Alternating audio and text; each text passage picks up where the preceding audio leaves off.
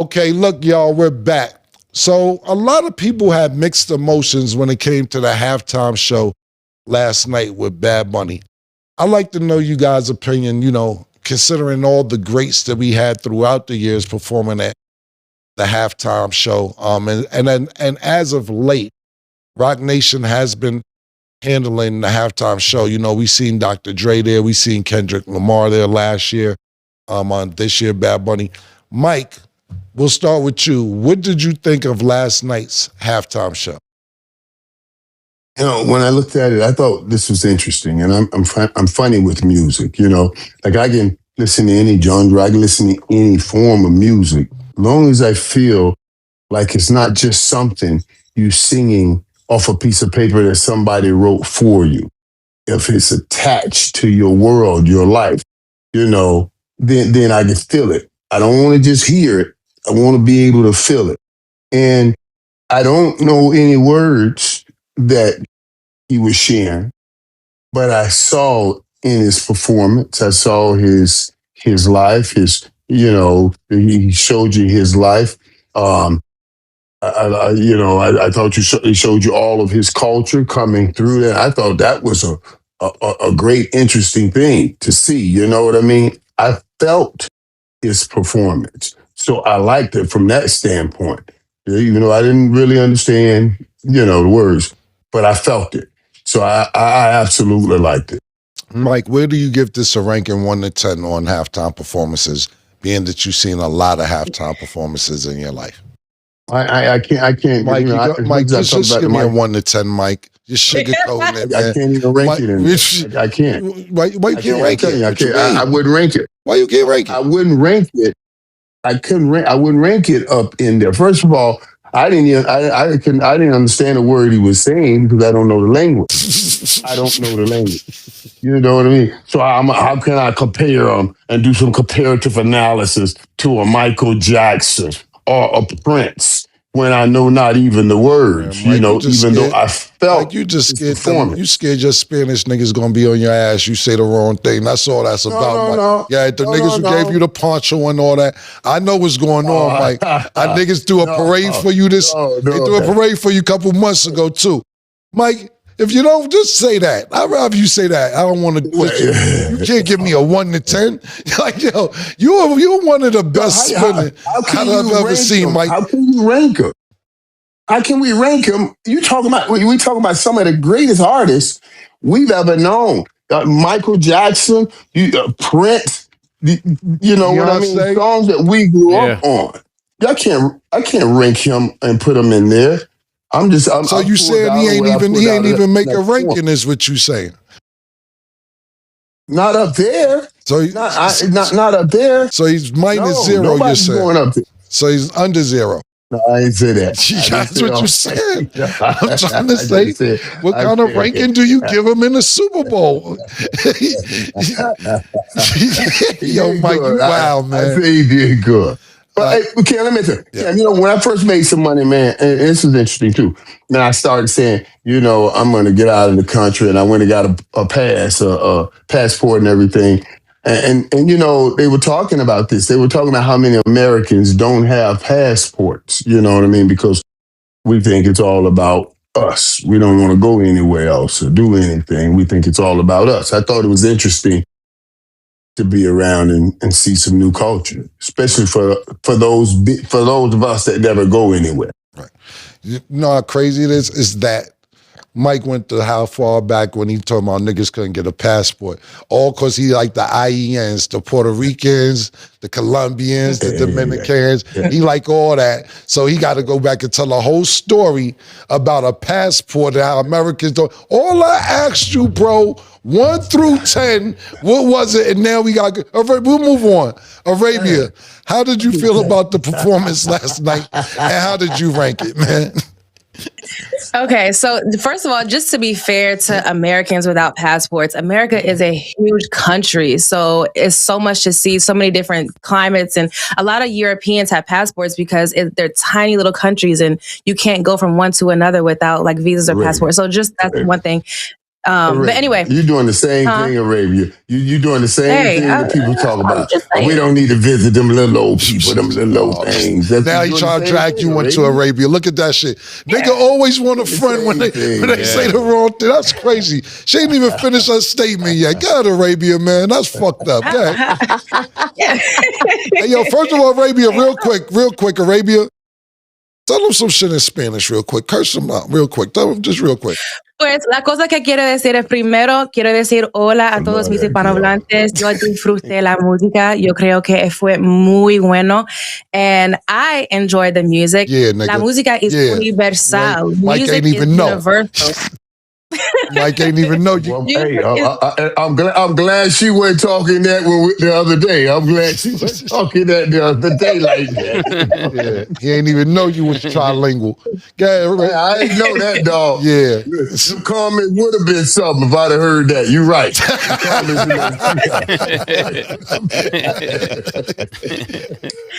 Yeah, no, I really enjoyed the halftime performance. I love to see Cardi up there and Ricky Martin and just some of the special guests that he had. Just to have the culture represented on a big stage like that was great. If I were to rank it, I would rank it like a 6, only because there are so many other historic Super Bowl performances. Even just the timing of the Kendrick performance after that beef that he had with Drake, Beyonce, Purple Rain, raining while Prince was performing Purple Rain. Like, there are just so many other Beyonce, like both times really, when she was with Bruno Mars, then also when she did the Cowboy Carter thing. But I'll give it a 6. And I know that might be low to some people, but I really did enjoy it. I thought it was great. I had fun. Even if you don't understand the words, like I said, music is universal and you can at least feel it. And, you know, I really enjoyed it. I thought it was great. Arabia, you understood every song, all the words for every song? Yes. And one thing that I want to talk about with one of his most popular songs is Yo Ferreo Sola, which basically is supposed to be this woman's empowerment song. Like, I twerk alone and I do this thing alone. I don't club a lot, but when y'all do go to the club, I don't like that women only dancing with women or dancing by themselves. Like back in the day when we had basement parties and it was hot and sweating and dark, you would go to dance with somebody. But now it seems like women just want to dance with women and men just want to post up on the side with a drink and some diamonds. Like, what happened to dancing with each other? So this whole Yo Ferreo Sola, like, I get it, like the overall message of it. But when we go to the club, let's get back to dancing. Like, that, it's just way more fun. Now everybody too cool for school want to be in a section. I'm going to be honest with you real quick.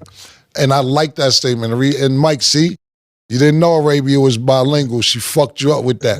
Real, yeah. She says, yeah, you like that? Yeah, Mike. Real quick, I'm going to say this, right? But to Arabia's last point, because I want Mace's opinion as well. I never was a big dancer. And you know what's crazy with these basement parties that you talk about, a hole in the walls and all of that?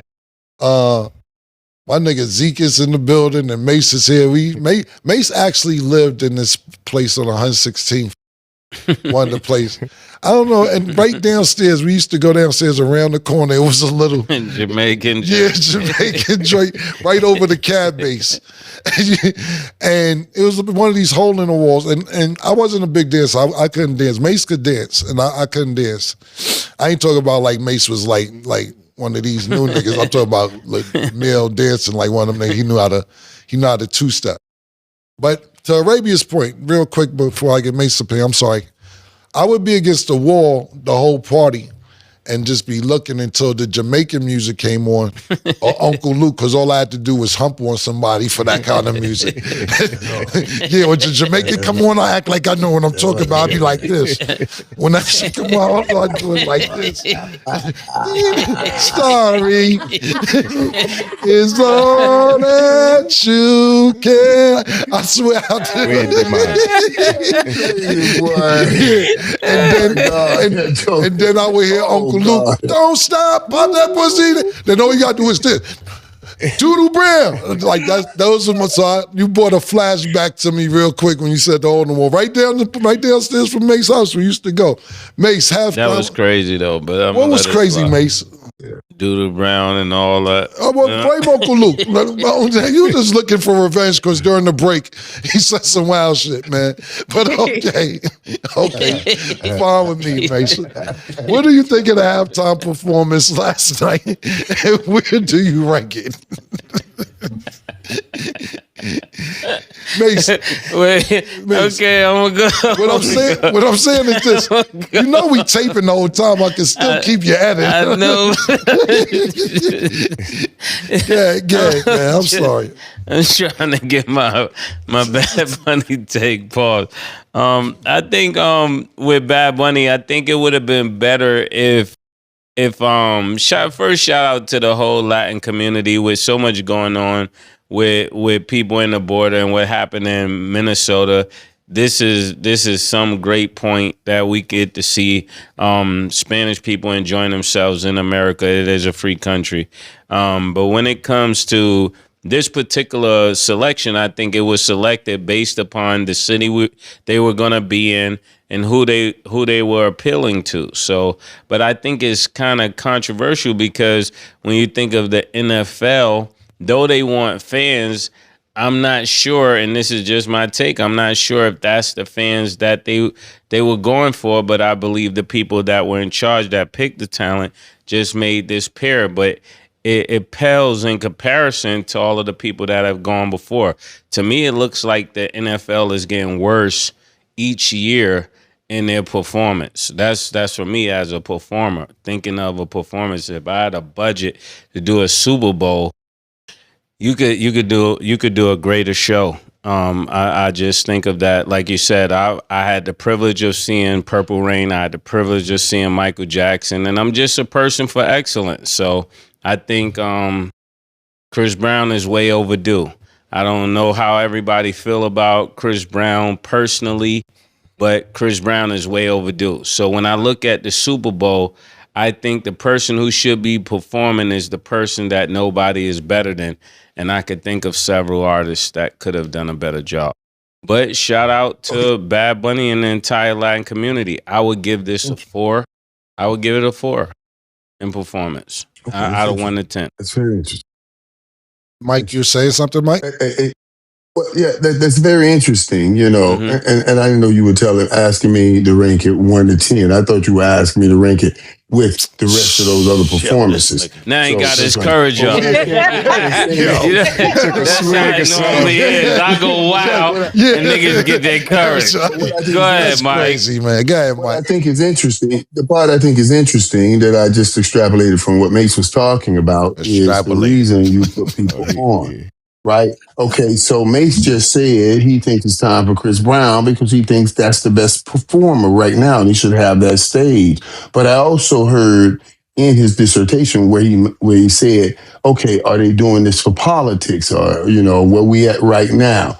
You know what I'm saying? I didn't think about it that way. You know, with all going on, with everything that's going on in the country, you know, the politics of having that performer right there over the best performer that we think right now is performing the best. So I just thought that was interesting. Yeah, if you've seen the Breezy Bowl, there's absolutely no way that Chris Brown is not the Super Bowl performer. That's what really the people want to see and been wanting to see. You want to see Chris Paul's fly across the arena and come down and perform the way he performs. I don't think there's one person right now that could perform better than Chris Brown. If you're giving him the Super Bowl stage, there's not one other artist, I don't care where you pull him from, that will give a better performance than Chris Brown. That's kind of crazy, Mase Arabia. You had something to say? Where you pull him from as well? Yeah, it's the juxtaposition too between Bad Bunny and then the next commercial was Ice. Like they were showing Ice commercials right after the Super Bowl performance. So again, like just the duality of both, like that were happening over the span of like 10 minutes from Bad Bunny to Ice commercials and was crazy. But then also, like, I don't know if you guys think that artistry, like Mase, you said that you feel like every year the Super Bowl is declining in the halftime show, but do you think that artistry is declining or at least changing or evolving to something else where like the singing and the dancing and the performance style isn't the same? Like anybody can sit in their room and record. I can record a song here, but I think artistry is just different. You can't compare Prince to, like, Chris Brown is a great example because he's singing, he's dancing, he's an artist, he's rapping, he does graffiti, like he's an overall artist. But there aren't too many of those right now. So I think artistry is different than it was before. Yeah, I think because of the people in control, they ran out real artists, right? So they ran out real artists, and now they're dealing with people that are famous for many other reasons other than their music, right? Music is the last thing that you're actually getting lit from, right? You're turning up because you shot people, or you're turning up people because you almost died, or it's all these other reasons other than the talent. So right now, you're not really watching the best artists. You're watching some of the people that how can you say it? What do they call? You're not them? watching the best artists, but the most popular artists. Yeah, they're not even the most popular artists. They're just the ones who the gatekeepers have chosen to let through. Right? So these are the people that comply. Real artists don't comply because they're in their brain, they're creatives. Like me, I'm not a complier. Cam is not a complier. But the people that are more in the front now, there are people behind the scenes that comply. A real artist, he has to do it the way he sees it. A real artist, she has to do it the way she sees it. She can't really. Rihanna is a real artist. Beyonce is a real artist. You know, some people are just, they got the opportunity to make music because they complied. Arabia, y'all done? Well, real quick. Yeah, what do you think, Cam? I'm about to chime in real quick. First of all, just to add on real quick, Donald Trump, being that we're talking about the gatekeepers, the ICE, the performance, he says this is the worst performance ever.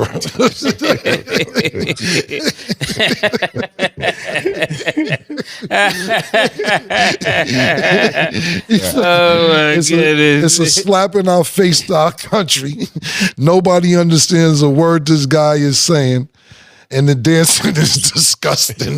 Damn. I'm not laughing at Bad Bunny or the Spanish community. I'm supporting it. But this nigga Trump just don't give a fuck about nothing, bro. But you know the part that's really interesting, because it's the flags, right? We understand growing up in New York, we saw the Puerto Rican flag everywhere, right? We see it once a year in the parade. So we're used to it. But to America, they're like, well, why are they using another flag here? In New York, we're used to it. Everybody we know is Puerto Rican or black. So it's a common thing. I didn't take anything from that. Yeah, he said he has a long tweet about the show is a slap in the face to our country. We're setting new records. There's nothing inspirational about this mess of a halftime show. And watch, it'll get great reviews from fake media. He goes on and on and on. So you got kind of hit the nail on the head about the politics, the timing, so on and so forth. That's not my lane. I have no comment whatsoever on any of it. But I will end saying this, that Chris Brown also tweeted, it's safe to say that y'all need me.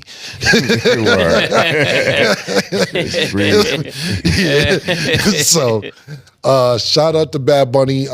Shout out to Chris Brown. Shout out to the NFL for putting halftime shows together. I thought actually that the Dr. Dre and Snoop performance with Eminem, I loved that a lot. Yeah, that was good. I was when like, they brought the West Coast. But even that, I had an issue with that performance, and not just the Rain on Nobody parade, because you didn't have Game out there. How can you have it in Los Angeles, California, and you don't bring the Game out? See, that's why they got me here. I just gotta call it. I can't act like I didn't see that Game didn't come out. So you got all these other people come out. You know, Snoop does the Crip Walk, 50 came out, all of that. I was, really excited. I'm like, oh, Game about to go crazy. Because this is backyard, right? It's like somebody having a Super Bowl and they make an arena in Harlem. And you bring everybody out and be like, yo, Mase ain't coming out or Cam ain't coming out. It's like, why did you have it in Harlem then? It just doesn't make sense. You brought out raw bass. You bring out this person. That's how I felt on the 50 years of hip hop. It's like, bro, so what you saying? What we did ain't hip hop? Nigga, you ain't invite me. Are you serious? This is our borough. How you gonna bring out everybody else?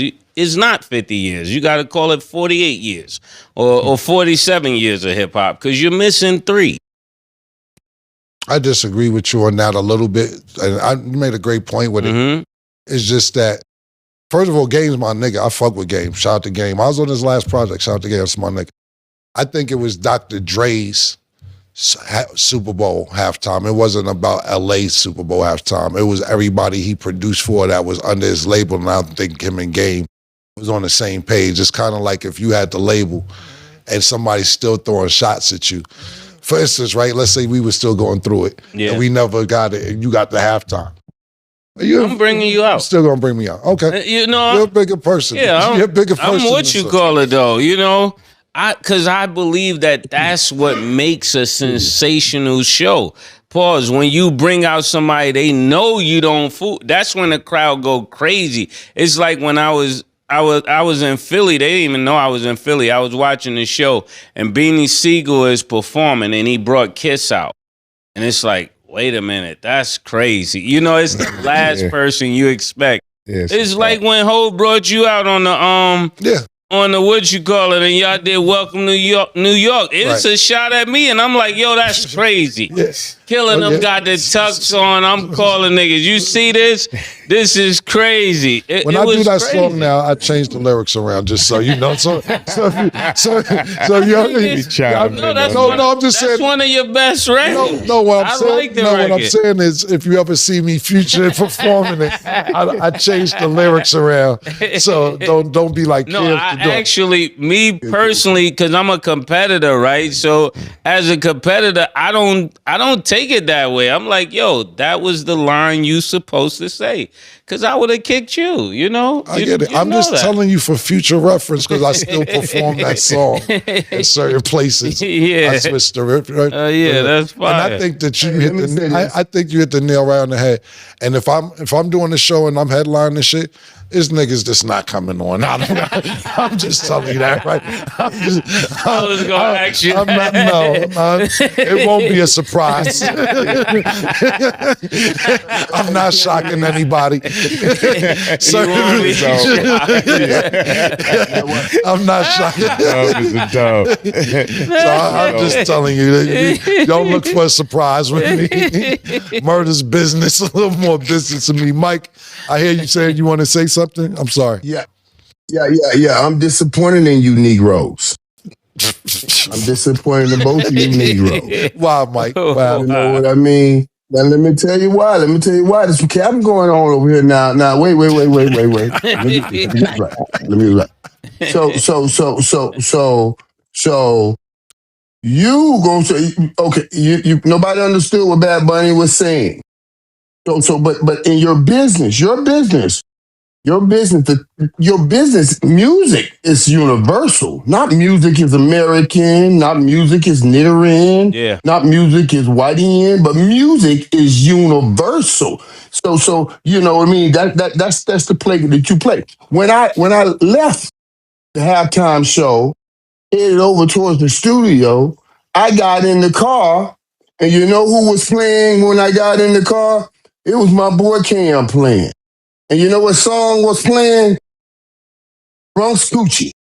I said, oh shit, Bronx Coochie, that's Cam. So you expect your music to be universal? You expect these people, all these to understand what you're saying at Bronx Coochie? But you don't want to understand what Bad Bunny's saying. Okay, I'm disappointed in you niggas. Come on, man. Y'all stop that out right now, man. Y'all stop playing right now. Music gonna be universal, it should be universal across the board, not just when you dropping Bronx Coochie and not when Bad Bunny dropping his music. Mike, you see what I'm saying, man? I'm gonna say this, Mike, and I always pronounce this wrong. I always get bad if I pronounce it wrong. It's different genres, Mike. This music is not just one genre. That's why when you go to the awards, they say best rap album, best R&B album, best it's genres. Best country. Mike. Yeah, exactly, Mike. It's just because you didn't want to rank it and Arabian Mase was brave enough to rank it, don't try to come back on us now. Coming over anything now. Don't start projecting, Mike. Yeah, Mike. Bronx Coochie on it. Yeah, where did Bronx Coochie come from, man? I'm just saying, you want Bad Bunny people to be rocking the Bronx Coochie, why can't you rock to his stuff? You see, that's all he said. Yo, Mike, that's all he said. If you look at this show, I didn't even give a take. I just was reading tweets, and what Chris Brown said, Arabia gave a take, and Mase gave a take, and I don't think either one of their take was bad, so don't blame me and Bronx Coochie because I'm the moderator. I didn't give a 1 through 10. I didn't say anything. I just read what Donald Trump tweet said and what Chris Brown tweet said. You're so aroused up with the IENs, you don't want to offend them. Now you're trying to get at me because you got in the car and Bronx Coochie was playing, and now I don't want to do anything. I'm just moderating today, Mike. That's it. I didn't even give an opinion. No. I told my driver, I said, turn that up. Turn that up. Turn that up.